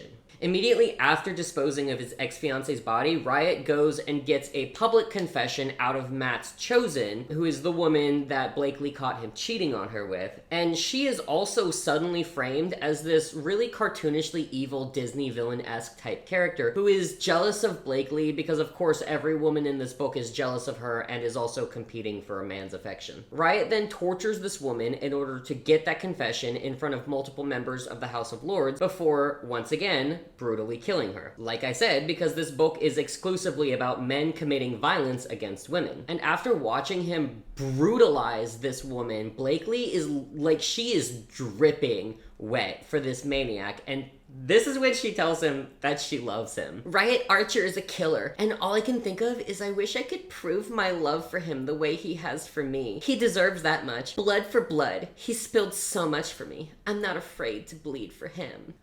Bitch! Literally shut up.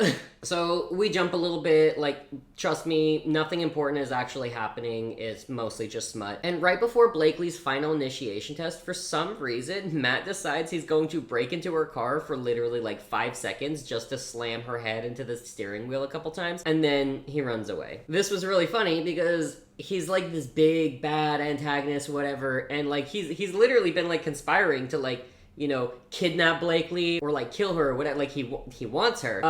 But then he like does all this and he's just like, nah, I'm evil, and then runs away. Like, literally, what was the point of any of that? Okay, so it was at this point in the book that I became like 100% fully convinced that the author has been hurt by a blonde woman at some point in her past, because I'm not even joking, every single woman that isn't Blakely is some like blonde bimbo, and every single time she is either evil or wants to fuck Riot. So we have Riot's ex-fiance, the girl that Matt cheated on Blakely with, as well as all of these nameless side characters who are just blonde bimbos that openly ogle Riot at like every opportunity, such as the flight attendant from the earlier private jet scene, and another being Blakely's nurse after she wakes up in the hospital with a concussion and a broken nose. It is really, really obvious within the narrative that Shantel Tessier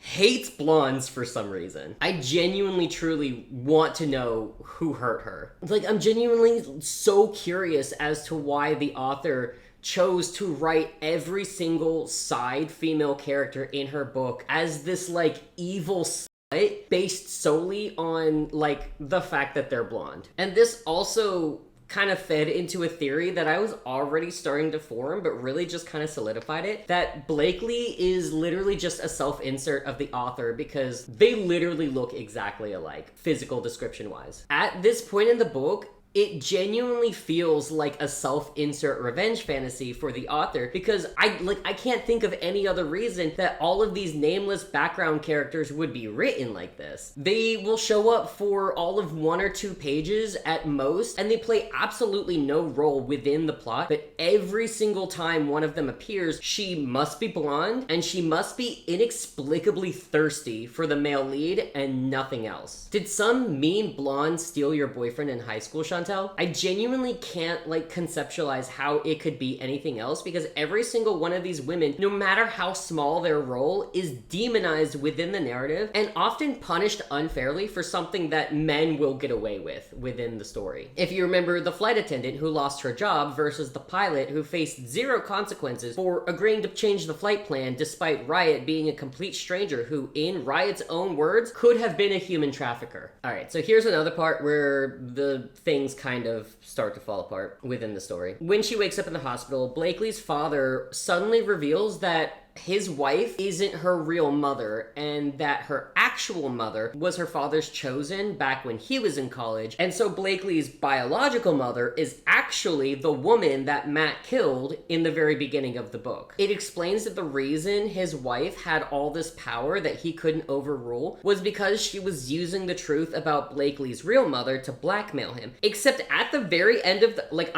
I'll spoil you guys right now, at the very end of the book, it is revealed that the reason she was killed was because Blakely's father planned to tell Blakely the truth about who her real mother is. So which is it, Shantel? Did he intend to reveal her actual mother's identity all along? Or was he forced to let his wife decide who his daughter married for fear of the truth coming to light? Also, if the woman that he killed turned out to be a lady, then the fact that Matt is not only still alive, but was also made a lord makes absolutely zero sense. So during the actual mission, it was explicitly stated that she was meant to be unharmed. The person who put the hit out on the Lord who broke his oath made it clear that she was important. And the book has already explained to the reader how ladies are important and they have special protections. So please explain to me how Matt was only put on probation when he killed a lady, a lord's wife who has special protections, and was also stated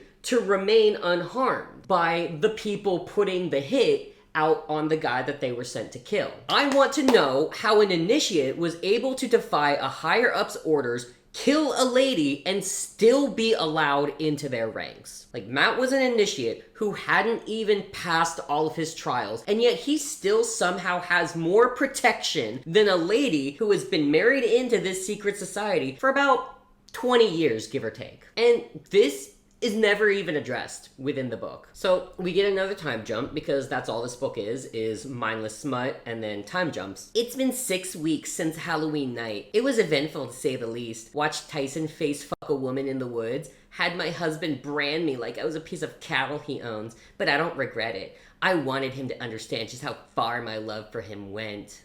Interesting. Name one thing about Riot that doesn't have to do with him being a possessive and violent lord. But that's kind of the funny thing about the story, is the characters have absolutely zero substance. Outside of him being an alpha male sex pest who is simultaneously a good little sub for his lord daddies, you, the reader, know nothing about him. What was his home life like? What happened growing up that made him the way he is today? How did he imagine his life would be as a child before he learned about the lords and what was expected of him? What are his likes and dislikes outside of taking away women's autonomy? Was there ever a time that he felt weak and vulnerable before he became Andrew Tate's #1 fan? Literally, his entire character revolves around him being hot and abusive, and that's it. Girl, what is there to love? Like, I'm genuinely asking, if there are things that you know about his life that I, the reader, don't, I would love to be included, because we are 444 pages in, and I still haven't found a single aspect of his character that makes him at all likable. I get that some women are super into that possessive, touch her and you die archetype, but y'all do realize that you have to give your male characters a personality outside of that trope, right? Like, okay, he's violent and possessive and obsessive. What else? What else is there? Matt suddenly shows up out of nowhere and does the whole "if I can't have her, no one can" spiel, and then he tries to shoot Blakely, but Riot takes the bullet instead. And then, I shit you not, while Matt is literally standing right there, they have this entire dramatic moment that lasts like multiple pages. What? I look down and my t-shirt is soaking up blood. "You're okay," he assures me, sucking in a ragged breath. "You're okay," he repeats like he's trying to convince both of us. I look at his white shirt and I see see the blood covering it. "Oh God," I gasped. "Riot! He's been shot." "Blake." He reaches up and grabs my face, his hands feeling cold and clammy. "I'm sorry." Tears sting my eyes while I try to catch my breath. Don't do this." "I love you, Blake," he whispers. No, don't." I shout, gripping his bloodstained shirt. Why? Why would he do this to us? To me? "You think I'd kill for you, but not die for you?" He shakes his head gently. "Silly girl." His words are getting softer. I can barely hear them over the blood rushing in my ears. "Riot," I sob. "You deserved better," he whispers. Tears fall down my cheeks and I lick my wet lips. "I'm sorry I wasn't better." "Riot," I cry. "Please, don't leave me." Blood starts to run from his nose. "Please." I beg it to stop, my voice breaking. He smiles and I watch the color start to drain from his handsome face. It falters and he places his forehead against mine. I wrap my arms around him, trying to hold him up, but his knees give out and I fall to the floor with him, leaning over his body. I see the blood start to pool around us onto the tile. He lifts his hand to my face. "Why did you do that?" I ask, my hands fisting his shirt. "Because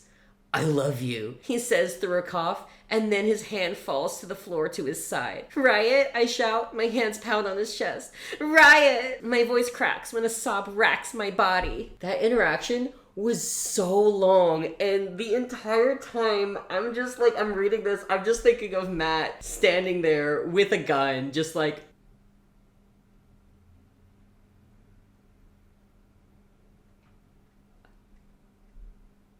okay, now I can jump in. So he knocks her out and then runs away with her, and he leaves Riot on the ground to bleed out. After Blakely wakes up, she learns that it was her mother who helped Matt abduct her. And then suddenly, out of nowhere, it's revealed that Blakely is pregnant. And what's even funnier is that Blakely didn't even know, yet somehow her mother did because she was the one who revealed it, even though Blakely wasn't showing any signs aside from her period being late. And then, then Blakely is like, "Oh, what if that's the reason Riot took the bullet for me? Did he see the signs that I missed? Was he protecting our baby?" And I ask again, how did he see the signs of your pregnancy when you yourself haven't shown any aside from being late? I genuinely truly want to know how everyone apparently knows that she's pregnant except for her. Also, there was like zero buildup to this moment. It was literally just like a 6-week time jump and then all of a sudden she's pregnant. The author realizes that she has to actually build up to big plot twists like this, right? You can't just drop whatever you want into a story out of nowhere. Like, you have to make it organic. We then jump back to Riot, who sadly survived being shot 4 times. Tragic, I know. It reveals that not only did he implant a tracker in her body, somehow without her knowing, even though I'm fairly certain that you would notice having been cut open and have a foreign object placed under your skin. But it also reveals that Blakely is pregnant specifically because Riot threw out all of her birth control and replaced them with placebo pills. Hey, so the author realizes that this is also a form of SA, right? Like you realize that this is illegal and assault, right? This brings up another major complaint that I have specifically with romance authors being obsessed with the male love interests constantly trying to forcefully impregnate the female main characters. Like, I'm pretty sure that it happened in Hunting Adeline. I haven't read the book, but I watched a deep dive and it had something to do with like him taking out, like him removing her birth control without her knowledge or consent. It happened in Credence when, I don't remember his name, but like the insane one got up and dumped all of her birth control out in front of her, and it was treated as like a oh you moment. Like, what? Romance authors know that they're allowed to write their female main characters willingly stopping their birth control. Like, that's a thing you're allowed to do, right? You know this, right? It's perfectly fine if you want your character to have a baby, but why does every single romance author feel the need to write their male leads making that decision without the woman's knowledge or consent? Stop it. Get some help. Alright, so back to Blakely. She's being kept in captivity by Matt and her fake mom, because for some reason fake mom wants the baby. It doesn't really expand much on that as to why she wants the baby. I guess she just wants Blakely's baby. Matt decides that he doesn't want to wait for Blakely to have the baby for him to be able to get some nookie, and he tries to assault her. But then another lord named Tyson shows up saying that Blakely now belongs to him because his chosen was killed years ago, and she she's being gifted to him now that Rat is dead, which makes no sense because if that were the case, wouldn't he have been given another woman much sooner? Also, Riot literally stated earlier in the book that, like, if your chosen dies, you don't get another one. Like, that's it. Listen, we're here for bad smut, not consistency within the story. He sort of acts like he's been in on it with Matt and is going to join him in gang raping Blakely, and he tells her that she's got a 5-minute head start, sends her off running through the house, but as soon as she runs, Riot finds her and reveals that Tyson is actually with him and agreed to do all of this as some sort of distraction. But it's funny because everyone else going into this, like, rescue mission, they're all strapped with guns, except for Tyson. Like, everyone else is storming this place with weapons, and Tyson just rolls up like, hey, I'm the distraction. Which is really weird because if they're all storming this place with guns, why didn't Tyson also get a gun? And when he stumbled upon Matt and Blakely, why didn't he just, like, take Matt out in the moment? For some reason, it was really important that the author make you think that Tyson was evil and going to assault her instead of just shooting Matt and taking care of all this, like, right away. I can only assume that it was for the sake of adding drama and making you think that Blakely is in more danger than she actually is, but it made zero sense to me because every single person doing this has a weapon but Tyson. Like, why did they send it's almost like I'm imagining them, like, planning this rescue out and Riot just being like, okay, now you're gonna go in and you're gonna find Blakely and Matt, and then you're going to make them think that you're on Matt's side so that Blakely can run away and then I can rescue her. And it's just like, okay, why don't you just give me a gun so if I see them, I can take Matt out, or at the very least subdue him. Why do you have to put on this whole act to make Blakely think that she's in even more danger just for you to swoop in and save her when he's the one who is actually saving her from being raped because you told him to put on a little show? I don't know why the author thought it was necessary. It makes zero sense. Suddenly Matt's dad shows up out of nowhere, even though I don't think he's ever, like, appeared on page before this very moment in the entire book. And it's really funny because it introduces him as yet, like, another villain, only for him to be shot and killed immediately. Like, I feel like all of this was unnecessary, and, like, Tyson and Riot could have just busted in when Matt was attempting to essay her and take him out. All of this stuff happening during the rescue mission was completely pointless and made no sense whatsoever. Matt gets taken in, and then they have to rush Riot to the hospital to get proper medical attention on account of him having been shot 4 times. This part made me absolutely lose my mind. So Tyson pulls Blakely aside, essentially just to tell her to never make Riot choose between her and the Lords. It's written in a way almost to make it sound more romantic, but it pretty much boils down to him telling her that she just has to accept the fact that she will always come second to the Lords, and if Riot misses important events like anniversaries and the birth of their children because he's off being Lord Daddy's good little sub, she shouldn't ever be upset by this, because if she gets upset by the fact that he's never around for her and their family, then that will make him feel guilty, and if he feels guilty, then he can't perform his job for his daddy lords properly. Are you fucking kidding me right now? This book is straight up telling you that you should just accept that you're never going to be your husband's first priority, and it's actually a bad thing for you to expect him to show up for you. Stop it.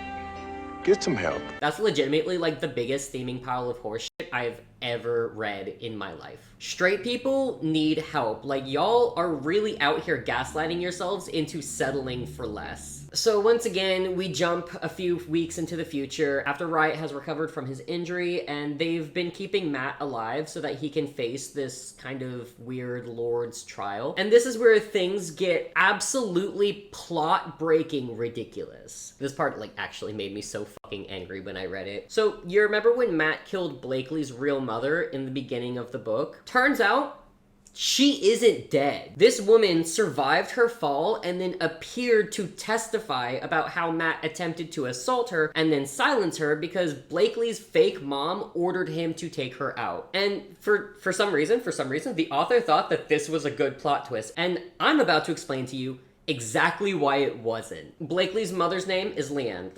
When I say Leanne, I'm talking about her mother. So if Leanne had never actually died, why couldn't she have gone to the Lords and testified against Matt sooner and have his title stripped and be removed from the Lords? So keep in mind, he was an initiate who attempted to SA and then kill another lord's wife. Keep in mind that ladies, while having less power than their husbands, are still important and protected. Blakely's father claimed to have been pulling all these strings in order to keep Blakely away from Matt by making Riot choose her. But now none of that makes any sense because the woman that Matt tried to kill lived to tell everyone of his crimes. Like, this twist genuinely breaks the entire story because if she could have done this at any time, then there would have been no reason at all for any of the events in the story to have taken place. I genuinely don't know why the author thought that this would be a good idea to include this twist. At first I thought that it was just to like give everyone a happy ending, like, oh, Blakely's real mom is alive and she can like connect with her. But then she doesn't even do that because like Blakely and Riot end up hating her because she's like an evil conniving bitch or whatever. So I don't know why she couldn't just stay dead. Like, the story genuinely would have made more sense if the author hadn't suddenly brought her back to life. It still doesn't quite explain why Blakely's father was unable to override his wife's plans, but at the very least, if it had kept Leanne dead, it could have been passed off as a way to expose everything that Matt and Blakely's fake mom were doing. But all of that has now gone out the window because they've just had this woman waiting in hiding for months, like several months, to come forward with the truth, and everything that happened with Blakely has nothing to do with any of that, like her coming forward and testifying. I actually genuinely didn't think that this book could have gotten any worse than it actually was, but this was probably the most poorly executed plot twist that I have ever read in my entire life, much less in any of the books specifically for this channel. It felt like the author was just so focused on fabricating as much drama as possible that she didn't stop to think about how this reveal would essentially render all of the events leading up to this point completely useless. Matt and Blakely's fake mom are both killed, and then we do yet another time jump, because again, all this book is smut and time jumps, where Blakely is farther along in her pregnancy. My hands drop to her growing belly. We just found out last week that we're having twin boys. I couldn't be more ecstatic, but a part of me feels sorry for my wife. The fact that she's going to live in a house with me and two boys just like me. Yes, because everyone knows that children always grow up to be exactly like the parent of the same sex. Because that's how genetics work. I mean, kids are literally just clones of a single parent and their personalities are predetermined based on their sex. What are you talking about? Here's an idea. Let's not assign identities to the cluster of cells before it's even born, you fucking weirdo. This woman has become my home. She's having my sons, and even more of my kids after that. I want a house full of them. I'm going to keep her knocked up. She deserves for me to give her the life that she wants, and that is here, in this cabin, with me and our growing family.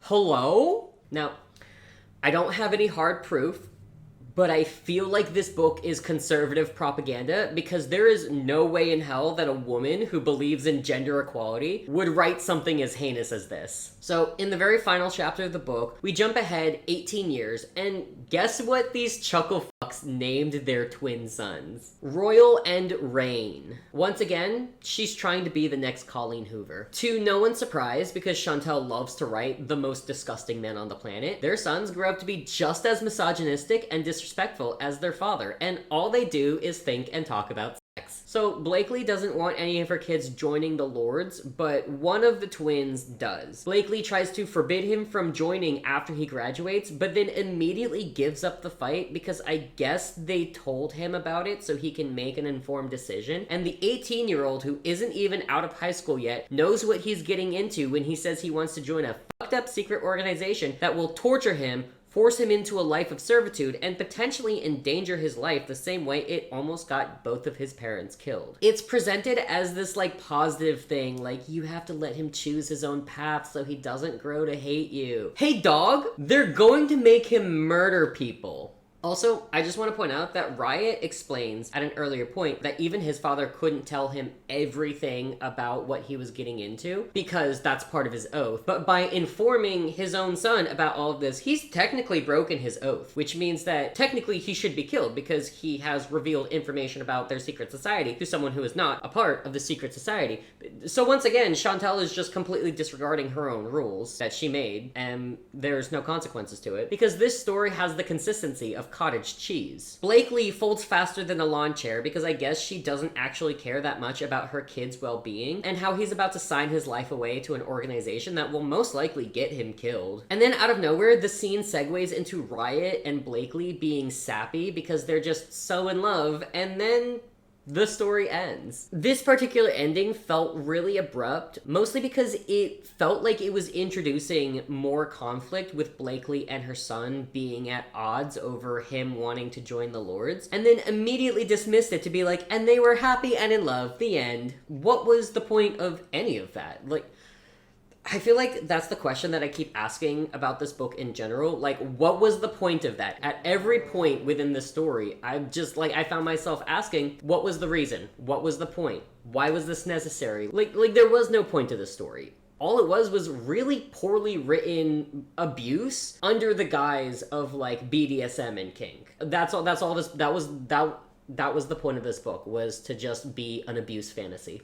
I don't know what else to say. Anyway, this book was awful. The plot was flimsy because it was clear that the main focus of the story was the overwhelmingly gratuitous amounts of unnecessary sex scenes. I wasn't keeping count, but I feel like this book actually had more smut scenes than Heated Rivalry, and that book had 14 smut scenes. As I said before in my Heated Rivalry video, you cannot convince me that a book with that many spicy scenes was written with the intent of telling a complex and meaningful story, and this book really just reinforced that theory for me. The characters were incredibly shallow and one-dimensional, and they felt almost as if they were ridiculous caricatures of how the author perceives genders. Every single man in this book is a misogynistic sex pest with violent and possessive tendencies, and every single woman is a bleach blonde slut with fake tits literally tripping over herself to get some dick. The author made a very half-assed attempt to justify the disgusting acts that she writes by hiding behind BDSM and other kinks, but it's really obvious in her writing that she doesn't actually know enough about how actual BDSM works, because before revealing her forced sex fantasy, there had never been a single conversation regarding what Blakely wants, her limits, and what she doesn't want, and how to stop if things go too far. Riot asks her exactly once in this 540-page book what her boundaries are, which was no butt stuff, and then immediately turns around and ignores it, and there is never any kind of conversation regarding that. This book tries to present their situation as her having control by giving up control to him, except before she became a chosen, she was constantly angry over her lack of control that she had in her life. But then she willingly chooses to give him total control of her life because there's supposed to be power in that choice. But then throughout the book, she gets mad at him whenever he exerts his control over her, like installing cameras in her home, not letting her go places or do things she wants to, filtering her messages and calls on her phone, putting a tracking device on her phone, and also, like, burning her clothes that he thinks are too So it's like, which is it? Is she happy to relinquish all control of her life because it was her choice to do so? Or is she upset that he keeps taking away her agency? I don't even think that the author knew what her character wanted when writing this book. And this book wasn't just a poorly written story, like objectively the writing is terrible, but it also sensationalizes and romanticizes abuse. And that's what Riot is, an abuser. And it doesn't matter that Blakely has a non-con fetish because he was violating her long before it was ever revealed in the story that she has this fetish. They didn't establish anything like that before he just went for it, and he clearly states multiple times that he was going to do it regardless if she wants it or not. That is assault. It is not impossible to write a good book that portrays non-consensual fantasies well. Like I was talking about earlier, A Power Unbound actually made me realize for the first time that I don't hate non-con, specifically because of the conversations that the male leads had regarding that particular fantasy. If I'm being honest, like so far I have not found a single Freya Marsk book that I didn't enjoy. Go read her books instead of this trash. All right. Now that I've got that trash fire out of the way, let's pull some bonding over books cards. Do any of the relationship dynamics in the book remind you of a past or present relationship of your own? This is pretty interesting. At an earlier point when talking about past abuse and SA, it wasn't exactly the same, but the amount of coercion and manipulation did bring up some stuff regarding my past abuser, which is funny because the abuse that I suffered from him wasn't even like anywhere close to the degree of the abuse that Blakely suffers. But yeah, just the way that he was so emotionally volatile and manipulative and knowingly used all of these manipulation tactics and abuse tactics to control Blakely really just fucking rubbed me the wrong way. And yeah, so that might be another reason why this book got me so heated, because like this isn't the first time that I've read a book on this channel with a love interest who is abusive in this way. But I don't know, just like the degree of the abuse and SA included in this book was on a whole other level that just really set me off, because I don't know. I've never crashed out this badly about a book that has this specific subject. Because like if anyone who's seen my past videos, like I crashed out pretty hard about Augustus and Charon from the Villains of Lore books by Jasmine Moss. And it's actually funny because before I read this book, that was actually like, I considered the worst books I've ever read. And like I actually, after reading her books, I kind of hate Jasmine Moss, but I think I hate Shantel Tessier more than Jasmine Moss, which your book has to be really bad, because like I still plan on reading Jasmine Moss's books in the future. I'm never touching another Shantel Tessier book, like not even if you guys beg me. I'm never reading another one of her books, like don't even try. Her writing is genuinely so disgusting. How would you describe your overall mood while reading the book? Do you think it impacted your thoughts or experience? I don't even have to answer this question. My mood recording this video is my mood reading this book. That's all that I have to say about that. You guys are seeing in real time what reading this book does to my mood. Was there an unlikable character who won you over in the end? No, but that is not because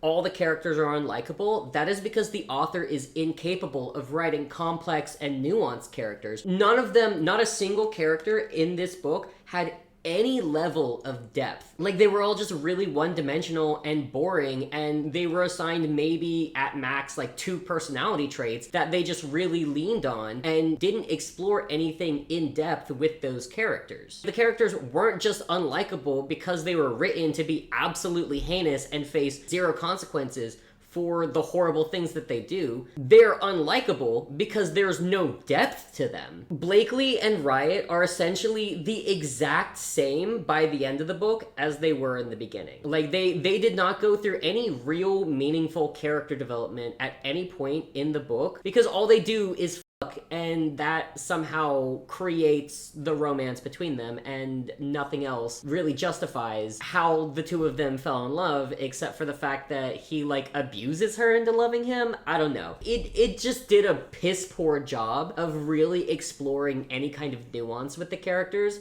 So they're just very one note, and that's really why they're unlikable. And I think that's all the cards that I'm gonna pull for bonding over books. Now that I've gotten everything regarding the book out of the way, we can move on to something more positive for this video's Indie Book Spotlight. For today's Indie Spotlight segment, we have Moonlight Cherries by Alexa Piper. What would you do if you watched someone getting murdered only for them to come to life again? Emery has to figure that out, and he has to decide what to do when the man he saw die seeks him out night after night. Moonlight Cherries is a paranormal romance in which Amory, a server at the Moonlight Diner, discovers a secret supernatural world that runs parallel to our own. This romance contains sexual content only suitable for mature audiences. It also contains graphic depictions of violence, past experiences of homophobia during adolescence, and allusions to conversion therapy. I will be posting a link in the video's description to the author's website, which very helpfully includes links to all the platforms that you can purchase and read this book on. Thank you so much to Alexa Piper for submitting your book. If you or someone that you know is an indie author who would like to get your book out to a wider audience, all you have to do is click the link on my page and fill out a short form, and you too can be included included in a future video. Anyway, that's all that I have for today's video. If you enjoyed this rant review and want to watch me lose my mind over books that have become wildly popular despite having terrible storytelling and some of the flattest and most detestable characters in the history of literature, please consider hitting that like and subscribe button. It really helps my channel to grow, and the more my channel grows, the more I can provide you with entertainment at the expense of my own sanity. Because at the end of the day, I am simply God's little jester, and I love to torture myself for validation on the internet. Thank you to everyone who stuck around this long. I hope that you tune in for my next video, but until then, make sure to take care of yourselves, and as always, remember to keep it real.